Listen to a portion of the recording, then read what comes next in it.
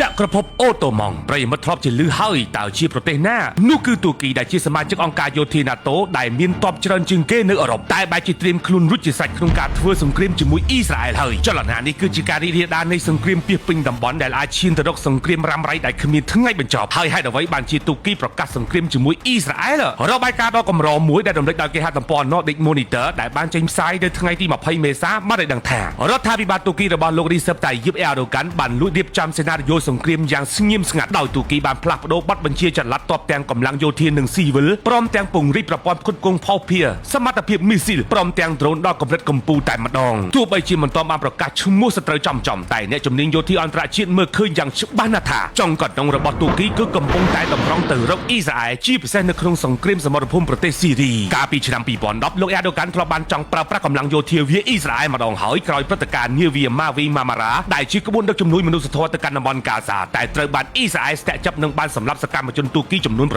រូបនិងជាច្រើនអ្នកទៀតបានរងរបួសភ្លាមបន្ទាប់ពីព្រឹត្តិការណ៍នេះបានធ្វើឲ្យលោក Erdogan បានផ្ទុះកំហឹងយ៉ាងខ្លាំងដោយលោកបានបញ្ជូននាវាចម្បាំងទូគីទៅការពារក្បួននាវាជំនួយលើក្រោយនិងបានត្រៀមវាយបកអ៊ីស្រាអែលតែត្រូវបានមេតបធំរារាំងប៉ុន្តែឥឡូវនេះស្ថានភាពបានផ្លាស់ប្ដូរទាំងស្រុងក្រោយរដ្ឋប្រហារឆ្នាំ2016លោក Erdogan បានបោះសម្អាតមេតបដែលគ្រប់គ្រងអង្គការយោធា NATO ចេញអស់ពីជួរទ័ពនិងជំនួសមកវិញដោយមេតបដែលស្ម័គ្រស្មោះទៅនឹងរូប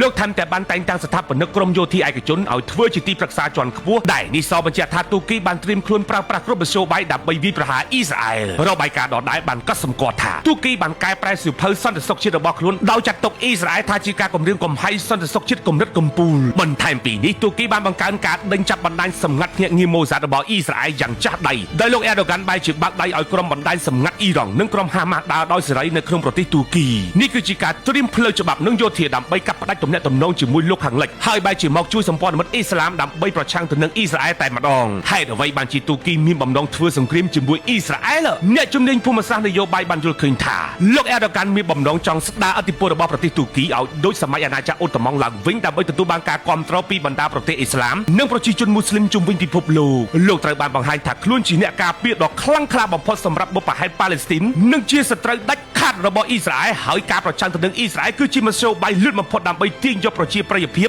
និងអំណាចក្នុងការដឹកនាំពិភពអ៊ីស្លាមម្យ៉ាងវិញទៀតទូគីនិងអ៊ីស្រាអែលមានផលប្រយោជន៍ជាន់គ្នានៅក្នុងសមរភូមិប្រទេសស៊ីរីទូគីចង់គ្រប់គ្រងភាគខាងជើងស៊ីរីដើម្បីកំទេចមេតបក្រុម Kurdish ខណៈដែលអ៊ីស្រាអែលតែងតែធ្វើការវាយប្រហារតាមដែនអាកាសនៅក្នុងប្រទេសនេះដើម្បីទប់ទល់ទៅនឹងអ៊ីរ៉ង់តួយ៉ាងការដែលទូគីចាប់ផ្ដើមស្និទ្ធស្នាលជាមួយបណ្ដាញរបស់អ៊ីរ៉ង់ដូចជាកងទ័ព Kurd បានធ្វើឲ្យទូគីនិងអ៊ីស្រាអែលក្លាយទៅជាសត្រូវយុទ្ធសាស្ត្រដែលមិនអាចជៀសផុតនាពេលខាងមុខនេះមានសំណួរកើតឡើងតើប្រទេសទាំងពីរជាដៃគូប្រយុទ្ធគ្នាដែរឬទេខ្ញុំសំអាងវណ្ណៈ True Insider